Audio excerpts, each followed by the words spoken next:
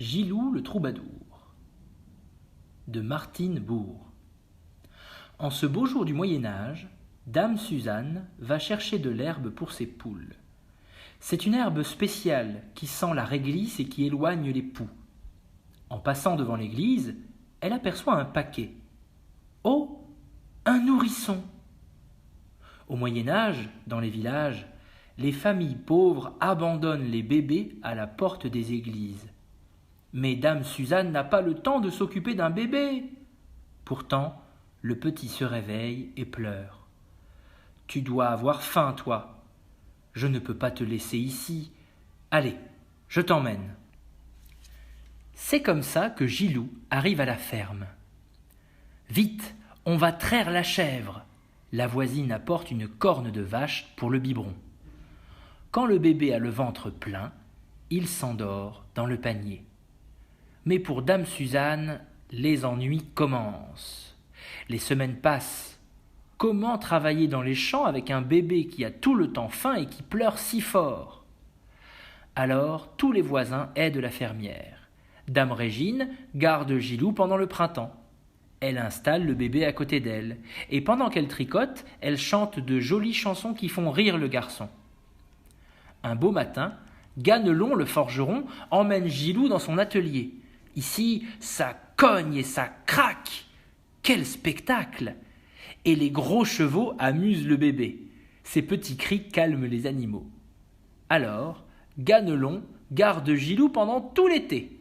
Puis, c'est Olivier le charpentier qui garde le bébé jusqu'en hiver. Tic-toc boum, tapeti tip-tap, tic-toc boum. Du matin au soir, les outils font leurs petites chansons pour construire des meubles. Quand Dame Suzanne vient chercher Gilou, il commence à marcher.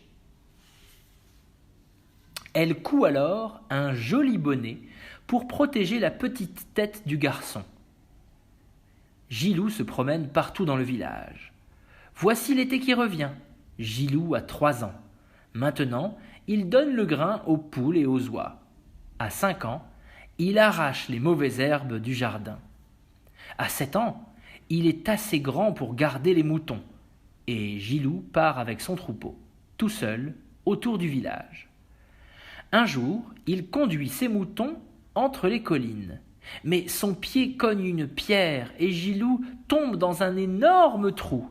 Aïe, ouille, c'est profond! Il fait tout noir et Gilou avance doucement. Le tunnel s'enfonce sous la terre et Gilou marche longtemps.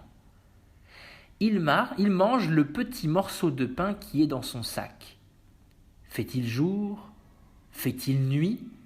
Le garçon s'endort contre un rocher. Quand il se réveille, il continue son chemin. Tout à coup, ça grimpe. Il fait de plus en plus chaud. Ça sent le bois brûlé. Et il voit une petite lumière. « Au secours! Il y a un diable dans la cheminée !» Gilou sort du tunnel par la cheminée. Il est dans la cuisine du château.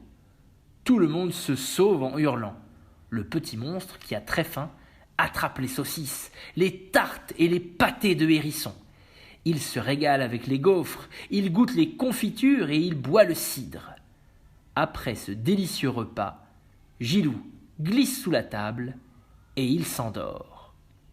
Mais les gardes du château attrapent le garçon. Ils l'attachent et le jettent dans un grand sac. Puis ils posent le grand sac dans une cage. Gilou se réveille enfin. « Oh là là, quel repas! Quel délice !» Tout à coup, le prince reconnaît Gilou. Il délivre le garçon et il nettoie son visage. Vous voyez, ce n'est pas un monstre, c'est un garçon du village. Il habite chez Dame Suzanne et il chante tout le temps. Gilou rit et saute dans les bras des chevaliers. Il fait des pirouettes et des galipettes. Alors, la reine applaudit. Gilou sera le troubadour du château. Mais avant, il faut prendre un bon bain chaud. Aujourd'hui, c'est une nouvelle vie qui commence pour Gilou.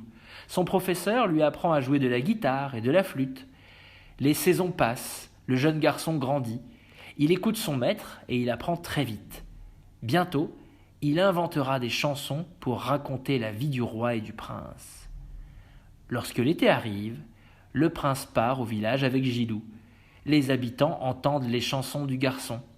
Ils sortent pour applaudir et fêter ce nouveau troubadour qui chante et danse si bien.